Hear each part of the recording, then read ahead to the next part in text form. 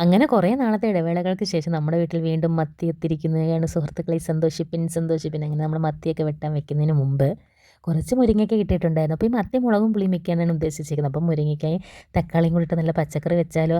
അങ്ങനെ മുരിങ്ങയ്ക്ക എല്ലാം കൂടെ അരിഞ്ഞ് റെഡിയാക്കി തക്കാളിയും കൂടെ അരിഞ്ഞിട്ടിട്ട് മഞ്ഞപ്പൊടിയും ഉപ്പും മല്ലിപ്പൊടിയും കൂടി ഇട്ടിട്ടേ അടുപ്പേ വെച്ച് വേവിക്കാൻ ഇട്ടു. അത് വേവിക്കുന്ന നേരം കൊണ്ട് നമ്മൾ മത്തി കഴുകുകയാണ്. അപ്പോൾ ഇതിന് രണ്ടും യാതൊരു ബന്ധവുമില്ല കേട്ടോ.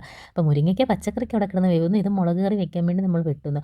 അങ്ങനെ മത്തിയെല്ലാം വെട്ടി. അപ്പം മത്തിക്കകത്ത് നല്ല പരിഞ്ഞിലുണ്ട്. അപ്പം മത്തി നമുക്ക് ഈ സീസണിൽ മേടിക്കുമ്പം തോരൻ വെക്കാൻ പരിഞ്ഞിൽ, പിന്നെ വറക്കാൻ കറി വെക്കാൻ, അങ്ങനെ 3 കറി ഓസിന് കിട്ടുകയാണ് സുഹൃത്തുക്കളെ. പക്ഷേ വിലയാണ് ഒടുക്കത്ത വില.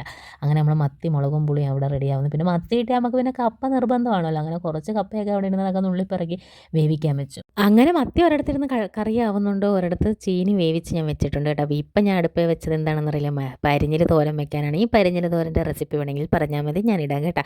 അങ്ങനെ പച്ചക്കറിക്കെല്ലാം വെന്ത് വന്നിട്ടുണ്ട്. അപ്പോൾ അത് അരയ്ക്കാൻ പോയപ്പം കരണ്ട് പോയി, നല്ല മഴയും പെയ്തു. പിന്നെ കരണ്ടൊക്കെ വന്ന് അരച്ചൊക്കെ ഒഴിച്ചങ്ങനെ നമ്മൾ പച്ചക്കറിക്ക് കടുക് വറുത്ത് വെക്കുകയാണ് സുഹൃത്തുക്കളെ. അങ്ങനെ പച്ചക്കറിയൊക്കെ റെഡിയാക്കി പരിഞ്ഞിലും തോരൻ റെഡിയായിട്ടുണ്ട്. അങ്ങനെ ഉച്ചയൂണെല്ലാം എല്ലാവർക്കും സെറ്റാക്കി കൊടുത്ത് ചീനി വേവിച്ചതും മത്തിക്കറിയും പച്ചക്കറിയും മത്തി വറുത്തതും പരിഞ്ഞിൽ തോരനൊക്കെ ആയിട്ട് കുശാലായിട്ട് സാപ്പിട്ടിട്ടെ നമ്മൾ നാത്തൂൻ്റെ മോനെ കൊണ്ടുവിടാനായിട്ട് പത്തനാപുരത്ത് പോയിട്ട് അവിടെ കയറി കൊയിലോണിൽ നിന്ന് കുറച്ച് ബേക്കറിയൊക്കെ വാങ്ങിച്ചു. പിന്നെ ത്രിവേണി കയറി അരി മേടിച്ചു. തിരിച്ച് വന്നപ്പോഴും മറിയോ അവിധം വന്നിട്ടുണ്ട്. ഇപ്പോൾ എനിക്ക് മറിയത്തിനെ കണ്ടപ്പോൾ നമ്മുടെ നാഗവല്ലിയെ തന്നെ ഓർമ്മ വന്നു.